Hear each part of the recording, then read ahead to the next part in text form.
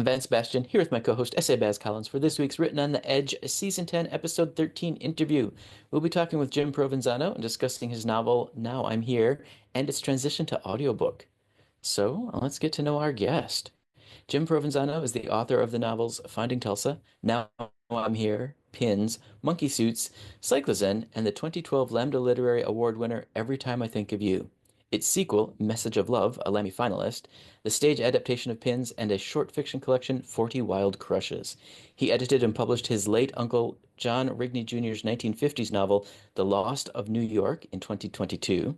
His latest work is the YA novella Lessons in Teenage Biology, out in 2024.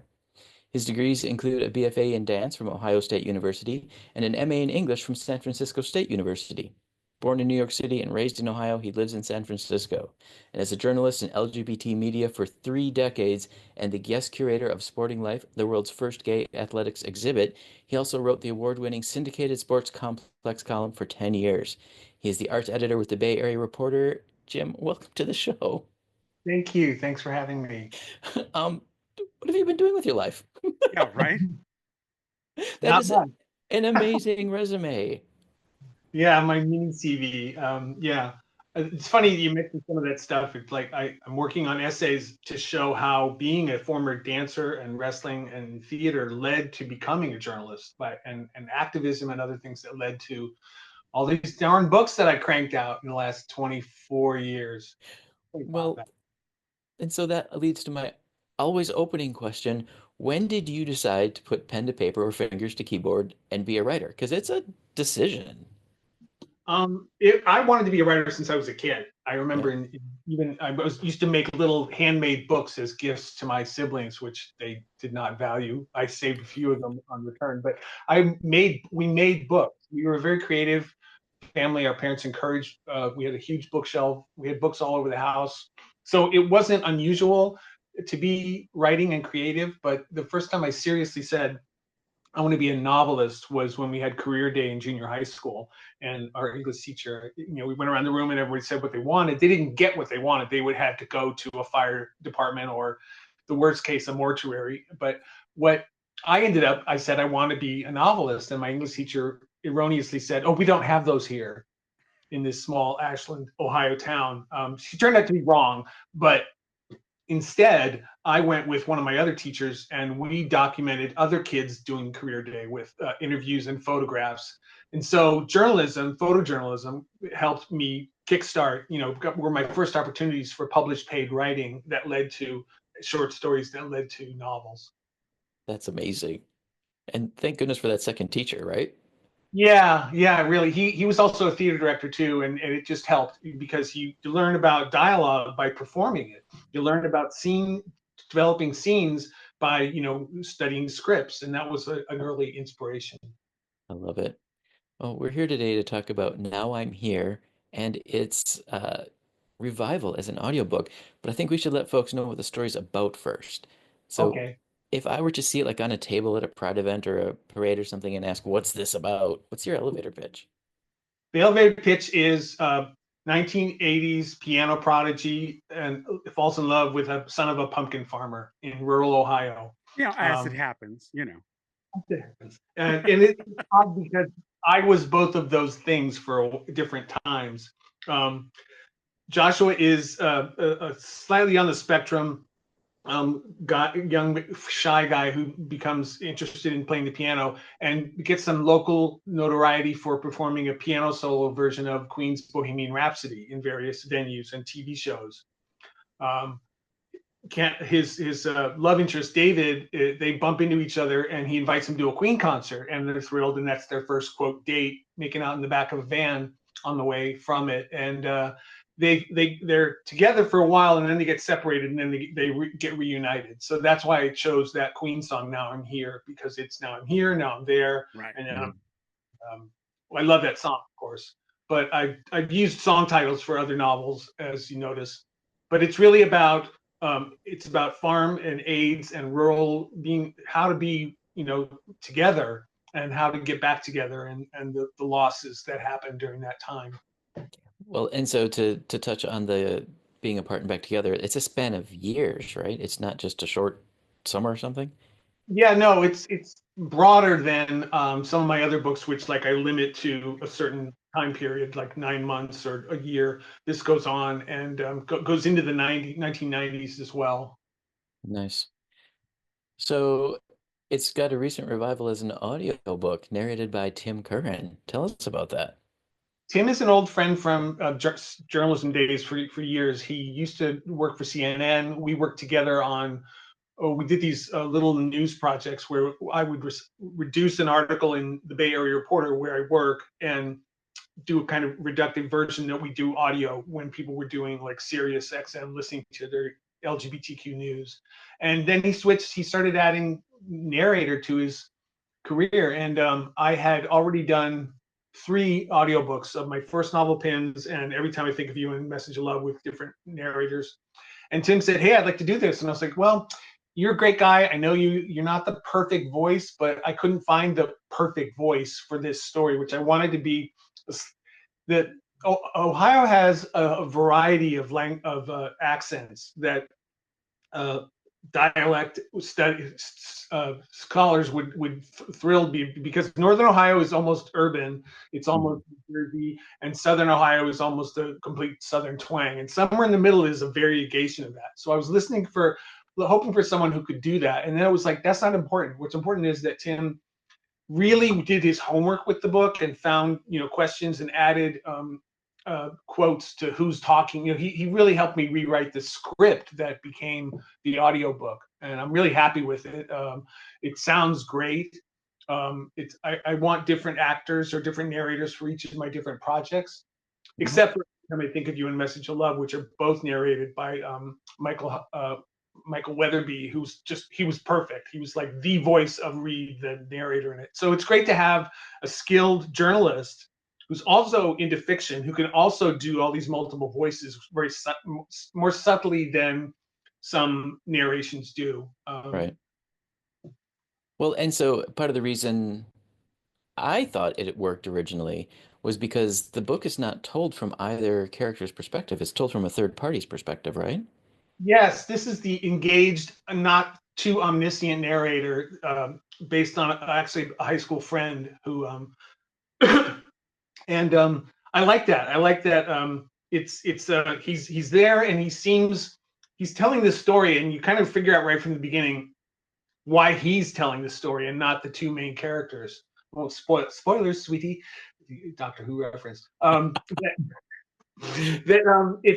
It's you get it right up front without giving it away. But if you understand, but no, he loves these two guys, and their affair is kind of mythic. He kind of exaggerates it to beyond just reality proportions. But there's a certain level of magic to that aspect of, how does a pumpkin farmer have a long-term relationship with this shy little piano player, and it develops and grows in ways that are beyond any real experience I had. That's the fun part of writing. Nice. Yep. Well, should we play a minute or two of Tim's narration for people? That would be wonderful. Give me just a second while I share my screen. Prologue. Face a man with death, let him come out shining, and you might call his bravery simple.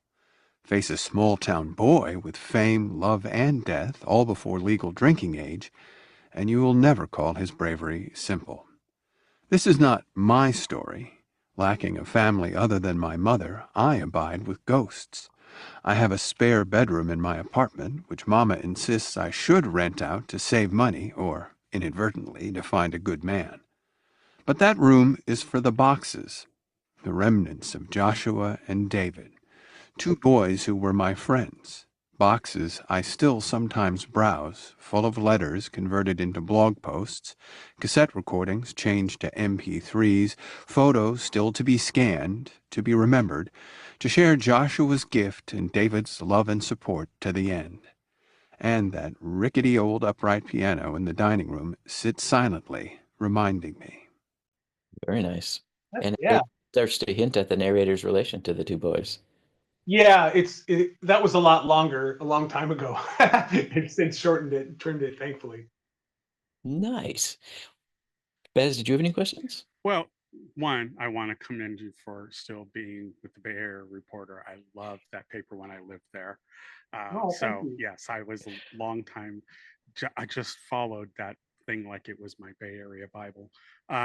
So kudos for continuing that legacy. Um, the other thing I wanted to mention is that in your doing this as an audiobook, it sounds like it's more of a hybrid into almost like a radio drama in a way, because you're talking about a script.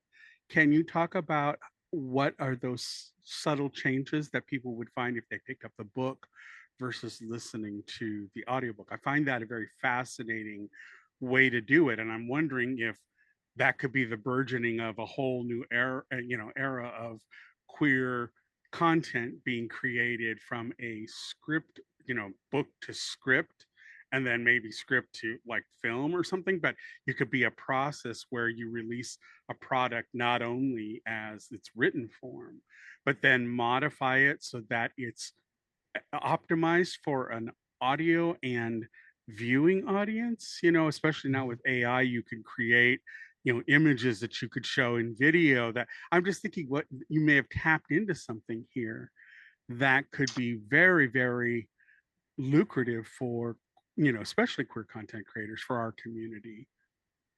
Well, first off, the most basic thing of converting book to audiobook is attribution, because when you read it, you can tell who's talking, Mm-hmm. whereas to remind the reader who's talking. So he adds, he said, or Joshua said. So that's the basic thing. Another aspect is the visual aspect is I actually create trailers for many of my books. And this one was, if you go on my YouTube channel, the two models on the cover are actually frolicking about on the truck and with the dog that pops in and with pumpkins. And it was great fun to be on a friend's farm in Sebastopol and try to make it look like Southern Ohio. It's like, no, get those palm trees out of the shot. And we had a good time doing it. And I love doing that, making these trailers, because I do think cinematically. I think visually, and particularly my last novel, Finding Tulsa, is about a film director. So of course I had to make a trailer. And I find a good time doing that because I can visualize the style and the flow. And usually there's a theme song directly related to the book. Not going to go into the AI thing. That's a long discussion we should have maybe later. Because Threads is just full of authors saying, if you use AI content, I'll block you. I'm angry. And I am partially of that mindset because now it's so invasive. I mean, I'm in the middle of an email and it says, hey, let a robot tell you what this is. And I'm like, hey, go to hell. And I get that everywhere now that we're souping up, and at work too. It's like, consider using AI to summarize your, well, no, because I need to know who's a drag queen and who's trans, and a robot is not going to fix that. And will not make that. Yep. Totally there with you. A lot of intuitive stuff that has to be considered, but also I've actually been commissioned to do. I did back in 2002. I was asked to adapt my first novel into a play, and I was like, oh, I know how to do that. It was difficult and it was very challenging, but it was also fun. And New Conservatory Theater Center, I will never, they're down a few blocks from my house, actually. I'll never be able to thank them enough for that challenge, because it was like, you have all the skills, you've written plays, you've been in plays, you should know how to reduce a 300-page novel to a 2-hour play. And I did. And we worked on it for months, and it was, very well received. So that was fun, and that's what I can do. If I can do it, adapt something, sure, why not? Yeah. Excellent. Well, I was only thinking like, especially for the queer audience, the AI element for a visual, because sometimes you deal with models and you get the sign-offs on it, but sometimes they don't want to be associated with queer products. So I'm just thinking of a way that you could kind of skirt that thing, and it wouldn't be for everyone. It would be like, if you wanted to do something, especially when you're talking about like period stories that are set in an era where costuming would be involved and it would be a huge big production thing. AI imagery could fill in those gaps if it's used judiciously. Oh, I want to show you this book cover because it goes into that a little bit in the primitive form of actually paying a model and actually using Photoshop. My third novel, Cyclizen, is about a bike messenger, and it looks like he's in New York City, but that street corner intersection is actually 3 blocks from my house here in San Francisco. And the background is a photo from a Pride March with ACT UP that was from like 1990. So that's where, and I wanted it to look kind of noir-y, like a Hitchcock kind of thing, and that was Right, fun. right. But I mean, going from having created and commissioned, hired models, hired illustrators, I did take one break with a AI book cover. Shh, don't tell anyone. Because it gave me exactly what I wanted, and it took hours actually. So I think it was more engaged. It wasn't just press a button and the robot will bring it to you. Sorry, can we sidebar? I don't know. I lose my voice. That's Sure. no problem. No problem. That's what it's there for. Mhm. I used to win awards in speech team, and I just lose it sometimes when I do these talks. Okay, well, it's not going to stop, so I'll just have a raspy voice. Okay. So in some of the books, I just want to involve it, but the main thing is you have to make it available for people online in various formats. So I agree with that the possibility of doing other versions of things is a challenge. And I know that there are I have author friends who have big house publishers who they just hire someone else and they have very little to do with it. They just Right. sign. Mm-hmm. I don't have that benefit or that distance. Most of my books are self-published, so it's very hands-on. Right, Mhm. right, exactly. And that's kind of the market that I'm thinking of.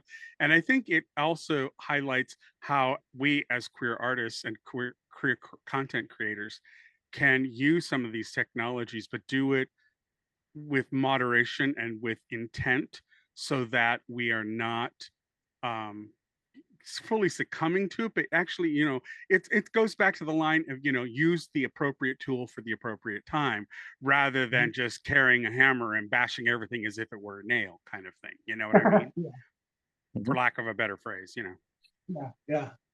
But I So I like that. have I like that you did that whole, kind of, adaptation. I think that's a way for a lot of authors to think about evolving their works and working maybe collaboratively with the narrator, the intended narrator, if that's kind of working relationship you have, to create something that's slightly different. So it still also creates interest in the actual novel of the Mhm. written word. You get kind of two bangs for the same kind of buck in investment in trying to do something like that. Don't you think? Yeah, yeah. It's also, I mean, finding the right narrator, which I've been lucky to do, and getting it out there it's hard to find places where audiobooks are reviewed. Even, gay Mm, ones, even mainstream ones. There's not like, here's all our audiobook reviews. It's hard because people think of it as an adjunct. They think of it as an extra when it's actually a thing of itself. It's an own artwork of itself, a collaborative between 2 or more people. Um, I'd love to have the budget of some large scale audiobooks that have, commissioned music and they have celebrity actors and sound effects. And that's getting closer to what you're talking about. But that just takes a lot of time and money and yeah, don't yeah. have it. Mhm. So I know we were hoping that Tim would be able to be with us today, and he isn't just because of a prior meeting. In having worked with him, do you know of anything he would have said about the production of it as well that he would have shared with audiences? I think just that, he's very thorough in his journalism and he applied that to the narration, which Mm, I hope any author who works with a narrator has find someone who is skilled enough to look at a document and dissect it and tear it apart and figure out how to make it sound like the book and how to enhance that. It's And beautiful. Tim did that really well. So did Michael with the other 2 books. And God, I can't remember his name. The guy who did the first book, that was a long time ago. That you do a lot of back and forth and corrections and mispronunciations are very minimal, but it's again, it's like a script that you're recreating from the book. Mhm. Right. So I just want to share one funny thing, and then I'll turn you over to Baz for our get to know you questions. When you were describing shooting your trailer at the pumpkin farm, all of a sudden a parody of Dusty Springfield song went through my head, and I started singing to myself, "Sweet Talking Son of a Pumpkin Man." Now I'm very sorry that I have shared that with the rest of the world. because they'll never get it out. That's going to be our earworm of the jour. Right, exactly. All the children are now texting, "Who's Dusty Springfield?" Yeah, right. So before I turn you over, though, was there anything about either the book or the audiobook that you want audiences to know that we didn't think to ask? I think the main thing is that the understanding that this came rooted in real life. I actually did play a piano solo version of Bohemian Rhapsody in high school years and had some fun with that. And I did actually work on a pumpkin farm. So basically, the two characters are sprung from pieces of myself. And I would say to any aspiring writer or whatever, it doesn't have to be everything. It doesn't have to be all your life, or just pick a piece of it. Like, this book was just about when I was a bike messenger, which actually was only for a few months. I did not last very long as a bike messenger in pre-bike lane New York City. I almost died 2 or 3 times. Oh, So these are the little things that, like, oh, let's take that portion of my informedness and turn it into something larger, because you allow yourself to switch things around and make things more creative. And I would just say that that's one thing that I've enjoyed in discovering how to do that more easily each time I write a book. that's awesome. All right, take it away, Baz. All right, just before we get started with that, just wanted to put something in everyone's ear and visuals. Just wanted to let everybody know that to help us keep continuing to do these kinds of interviews with queer content creators, please consider subscribing to our YouTube channel. We're very close to crossing the 1,000 subscriber mark, which then we become monetized, and it helps us in keeping the whole process going, keeping the lights on. There are monthly expenses that we go through that are coming out of advances in my pocket, so it would be nice if it could start to sustain itself. So whatever you can do to help us out, we would greatly appreciate. You can go to patreon.com/rope podcast, and we have movie reactions, TV series reactions in their full glory up there. You can definitely take advantage of that. And they're all queer content and queer focused reactions. So definitely take a look at that. Or you can do a monthly donation, or you can go to buymeacoffee.com and throw us some change you find in the couch and help us keep everything running. Whatever you do really, really helps. And we humbly thank you for it. So with that in mind, we'll get back to the interview. All right. So in this year of diving deeper, can you name a movie that was better than the book? A movie that was better. I was supposed to do my homework on this. No, I can't. Giant. Because Giant. It was like 4 hours long, but it was still. I'm sorry, Edna, Miss Ferber, but yeah, I think the movie was better because of James Dean and Elizabeth Taylor and Rock Hudson and all the other actors in it. Yeah, I'm thinking of this one. I do love the books, Oh but yeah, I'm thinking that was one of the best adaptations I've ever seen. So, yes, all right, it is. Because Andy Main was actually not very nice to certain kinds of people in the book. Yes, And exactly. And we kind of washed that away. Yeah, Good. exactly. All right. Well, Russell. Oh my God. all right, exactly. All right. Well, which fictional character would you most like to be friends with? I would like to be friends with Ruby Rod from The Fifth Element. Oh, there you go. There you go. Corbin, my man. Come on, Dennis. You got a mom. I don't know. That would probably get to me like Jar Jar Binks after a while. Oh, shut up. I'm sure he had downtime on the spaceship, Yeah, right. Well, one hopes. Okay, what's the most fascinating fact that you know? The most fascinating fact that I know. I'm sorry, I really should have done my homework on this. Fascinating fact. Something to do with domesticating dogs, that they used to be wolves. I mean, that's not obscure fact. It's just amazing. I think that wolves became pets because cats are still pretty wild. They're still pretty much their own thing.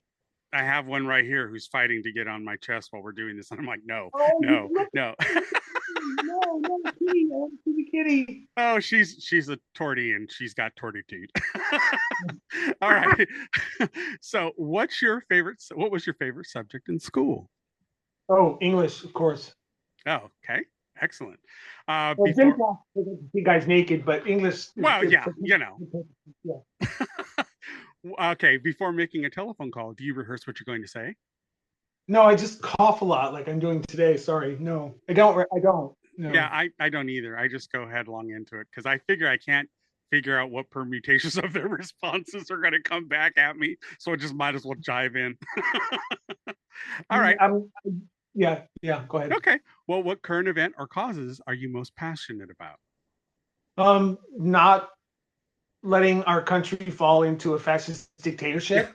Berlin 1939 comes to comes to mind. Yeah, give me a real Weimar Republic flow going on now. I'm not I liking know, it. child. Okay. What current event? Oh, okay. Sorry. Sidebar. If you could visit anywhere in the world, where would that be? I would like to go back to Paris. I've been to Paris twice, and I think a third time is worth it. Well, now you can go back and see the Notre Dame reconstruction. You know, That would be fun. that's a Yeah. good excuse. Mhm. Yeah. It's available now. You can go. All right. Well, who, if anyone, was your first celebrity crush? Oh, Robert Conrad, Wild Wild West. Hands down. Pants down, too. No, shirts off, pants down. And I'm not even into that bondage, which he apparently was into. But yeah, he was the first, like, what? I mean, I couldn't believe it. Like 9 or 10, I was like, or 12. I was looking at this, going, Why is this so interesting? Yeah, for me, it was Captain Von Trapp in Sound of Music. I love Oh, Christopher Plummer. It's gorgeous. yeah. See, mine was Harrison Ford as Indiana Jones in that first movie. Well, Okay. yeah, there you go. There you go. There's the trifecta for you. All right. Well, what's your personal favorite recipe that you make, and are you willing to share it with us? I got the Sophia Loren cookbook from a friend as a gift, and I barely use it. I basically just use my mom's recipes of just throw some stuff in until it cooks. I make pasta, tortellini. I don't hand make it, but no, I'm not. I cook every meal, but I'm not like, oh, and you need this much parsley, or you need a dash of cumin. I don't do that. I basically just throw things in, and I know the chemistry of the vegetables go in last and the meat goes on first. But yeah, I'm not. I'm a very throw it against the wall kind of cook. Okay, yeah, you're very Suge Avery. Ooh, what's us got to eat? Just whatever I can. Yeah, yeah. All right, well, you made it through the list. Bravo. Bravo. Get a prize. So, what are you working on next? What should people be looking for? Am I? Just this morning I was working on resurrecting the photos and fixing up some old articles on our website because new article is referencing an old article. And when we migrated our website with our wonderful new admin people, we lost a few of the photos and links to old articles. So I love doing internet stuff. I've been doing it for decades for myself. And now I brought that into the Bay Area Reporter to keep us in the 21st century. So that's the one thing. The other thing I'm doing is having fun using voice to text to transcribe old journals for some essays about my early theater days. Cool. That's very sidebarred right now. It's not the frontal lobe. I go through periods where a book or a novel is like totally in the front of my head and nothing else matters. I can go to work and I can go shopping or whatever, but it's basically in my head. And right now it's not. I'm not doing that. I'm not obsessed by the muse, unfortunately. Which is kind of a good thing because I have practical stuff to do, digitizing things on my archives and stuff, scanning photos and things like that. So it's kind of been all over with that kind of janitorial, managerial, authorial stuff, which authors and writers have to realize they have to do because nobody else is going to do it. Well, I've Right. always considered that Agnes Moorehead as Endora is every gay man's muse. She will mess with you when you least expect it. I want to switch that to my personal person I want to meet. I always want to meet Agnes Moorehead, not even as Endora, but Agnes Moorehead would be because we share a birthday. So I would Oh, love to, Nice. yeah, I would that's love to go back lovely. in the TARDIS and hang out with her with Orson Welles or even on the set of Bewitched, which I I, think. I Go will ahead. share with you. I will share with you. My drama teacher studied with her, and when they were in New York, and they had a flat with several actors all living because it was very expensive, and Yeah. so they would share a flat. And she had a talent where she could pick up a phone book and read your names out of the phone book, and the way she read them, you knew everything about them. She was that good. So Wow. I mean, there's a reason why in Los Angeles there's that wall that says Agnes Moorehead is God, and it's still up there. Wow, that's great. So, which social site are you most active on so people can watch for updates on new projects and see what you're up to? My SEO sucks.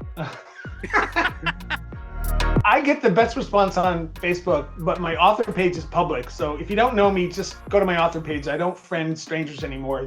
There's too much of that. I'm finding that Threads is fun to look at, but I get no response. Instagram, if I post something innocuous or a picture of my friend's pets, it's tough because we didn't have to do this, of course. Even 10 years ago, we didn't have to feel obligated to be clever on a daily basis, and I'm not. But I respond better in a funny way to things. So like I'll get 1,000 likes about a response to someone else's post, whereas if I'm being me and authentic and trying to just be not sell anything, that works better. So yeah. Well, so we should start people at jimprovenzano.com and they can springboard from there. Yeah, all the other links are in the footer, like a normal website. Perfect. Oh, and I also have, if people want a free copy of Now I'm Here, this is kind of the point of the whole thing. Forgot. I have codes that you can put in for Audible, and you can get a free copy with the hope that you'll review it and like it. But I do have codes for about a dozen codes. So you can hit me up on the bio contact page on my website, and I'll just send you a code, and you put it in, and you get a free copy of Now I'm Here, the audiobook, narrated by Tim Curran. Perfect. Do you have any final words of wisdom? No. Don't say no. I'm tapped out. Resist. Act up. Resist. Yeah, that's There it. you There go. it is. There you There go. it That is. part. That part. Cause good trouble. Yes. All right, folks, we'd like to extend a huge thank you to Jim Provenzano for taking time out and joining us today. Jim, thank you so much. Thank you, guys. I really appreciate it. Our pleasure.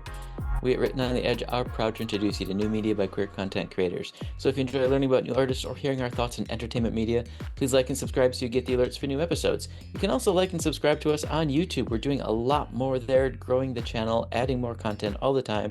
In addition to interviews, there are media reviews, watches, some Political commentary. political commentary, and poor Albert. What are you doing to that man? I know. I completely scarred him with Handmaid's Tale. I'm worried I'm looking like Erica Badu up here. I gotta figure this out. It's doing this kind of thing. All right, and on that note, the show was produced by Rogue Ravens Media. For our disclaimers, links to social media, our listening stations, or to sign up as a guest, visit www.roguepodcast.com. Tune in next week for your queer media fix. Bye-bye now.